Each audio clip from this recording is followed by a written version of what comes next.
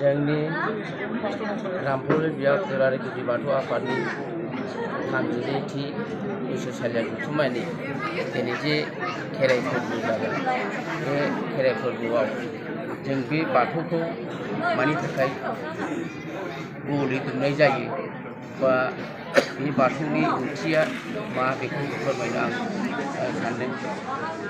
बाथौआ गलि दुमनाया जाहैबाय पृथिबिया जोंना गल बेनिखायनो बे पृथिबिया गलखाय जोङो बे बाथौखौ गल दुमनाय जायो। बेनिफ्राय बाथौखौ गल दुमनायाव जोङो थरसे औवाजों दुमनाय जायो। इसोरा सासेल' हिसाबै थरसेल' औवाजों दुमनानै लानाय जायो।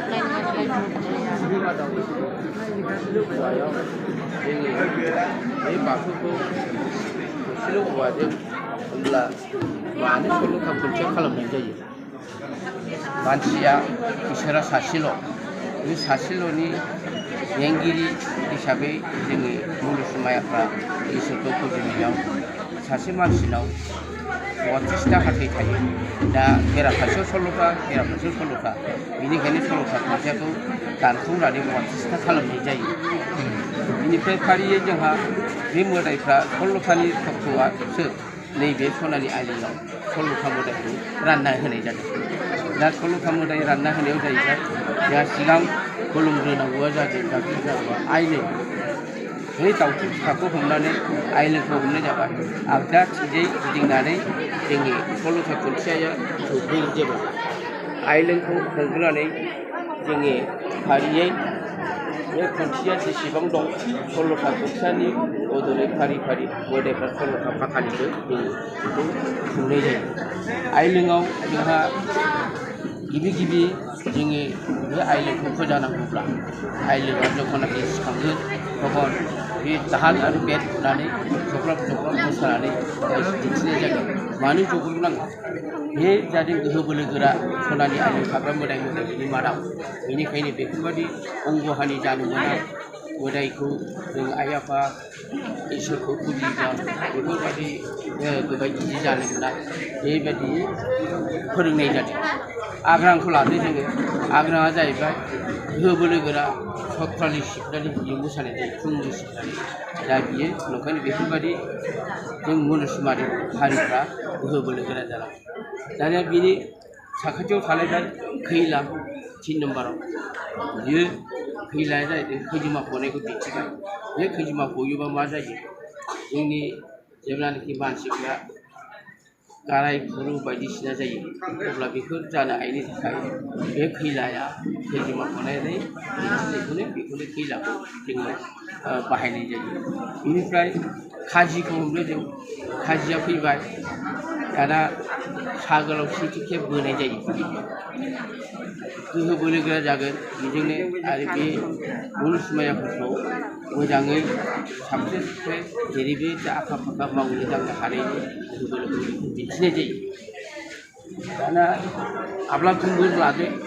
आब्ला खुंगुरखौ लायोब्ला जोङो आब्ला खुंगुराबो 2थि खेब सा गोलाव होनाय बे खाजिया जेरै दिन्थियो बेबायदि दिन्थिनानै फुजियोब्लानो बेनिफ्राय जों रैखा मोनो। दाना राजखान्द्राखौ हमदो। राजखान्द्राया खाम बारखो मोसायो। मानो मोसायो? खाम मानो बारखोयो? जेरै मोनसेनि उनाव मोनसेनि उनाव मोनसे मावै दाङै जानो हानाय बेबायदि गोहो बोलो खालामनो क्षमता दं। बेनिफ्राय राजखान्द्रानि उनाव राजपुत जाबाय। बे सनानि आइलोआव थाग्रा मोदाइ राजानि फिसाज्ला बेबो खाम बारखोनानै मोसायो। 2थि खेब खाम बारखोनाय बेयो जाहैबाय 2थि खेब खाम बारखोनायाव बियो बै राजखान्द्राया जेरै दिन्थिदों बेबादिनो लामा लानानै बे 2थि खेब बियो खाम बारखोनानै मोसानानै दाना सानजा बोराइ आलि बोराया जाहैबाय जोंनि बे आलियाव थाग्रा सनानि आलियाव थाग्रा बोराइनि माखासे बोराइसिन भक्तबंश बेखौ दा खेराइनि बेलायाव बादालि मोसानाय नुनाय जादों।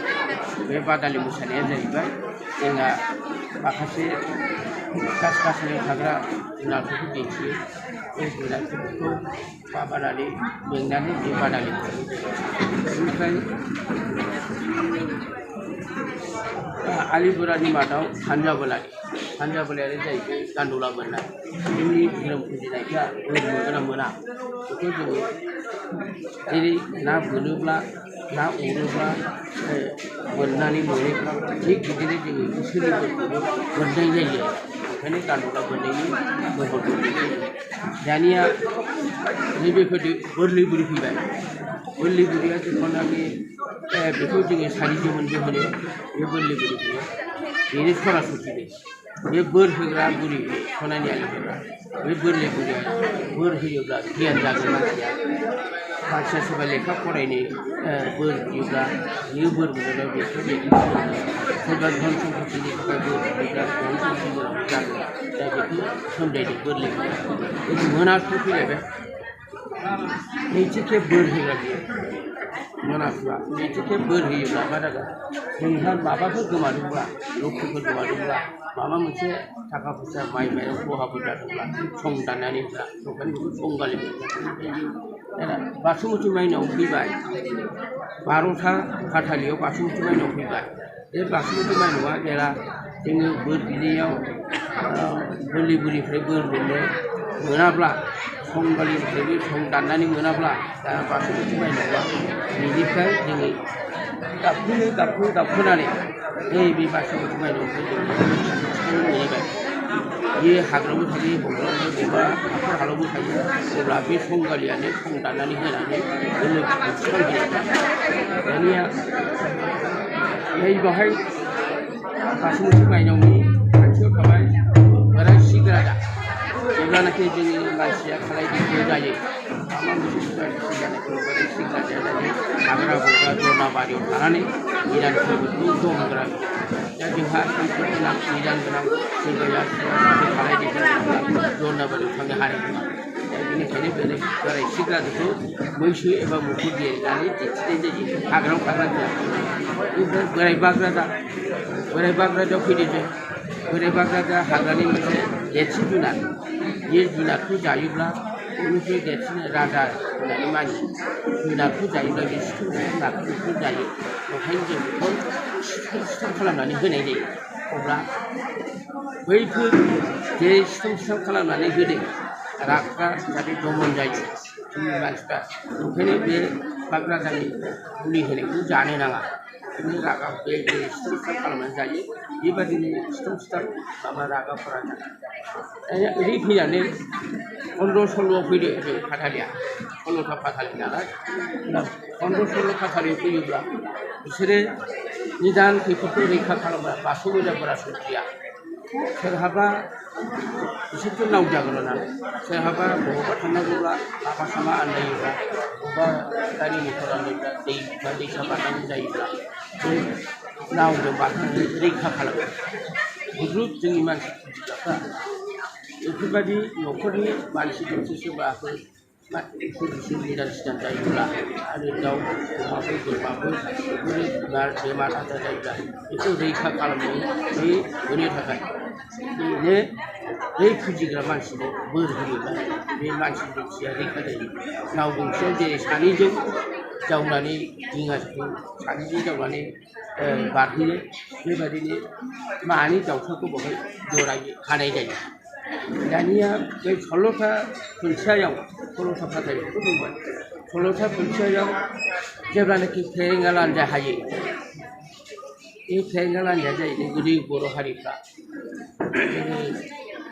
खामानि दामानि मावनो दांनो थाखाय ओंखारनाय जायो दा ओंखायनो फेरेंगा गाबोब्ला मावै दाङै जानो थाखाय ओंखारो आरो गोहोगोरा मानसिफ्रा बेखौ ओंखारनानै न'खरनि मानसिफोरखौ फुजाखौ बेंनो हायो दानिया सिलिमालाबो हेबो मानि सिलिमाला जोंनि बे बाथौ सिबियारिफ्रा बे सिलिमालाबो जों रुजुबाय बाथौ धोरोमखौ फुजिनायाव जेरावबो फिथाइ जायो दस्रा धोरोम लायो दस्रायाव थांनो गोसो जायो बिनि थाखाय बे सिलिमालाखौ लायनानै आरो बे बेरायाबो जाहाथे गला गुदै जाया गेदेर जाया बेखौ रुजुनानै होनाय जायो ओंखायनो बे 16था फाथालिनि 16था खुन्थियाखौ सिनखावनाया जेरै 16थाल'मोन हाथाया बेराफारनैजों 32था जायो ओमफ्राय 32था खालामनाय जादों दा नंखायनो इसोरा सासेल' होननानै औवा थसेजों दुमनाय जायो प्रिथिबिया गल हिसाबै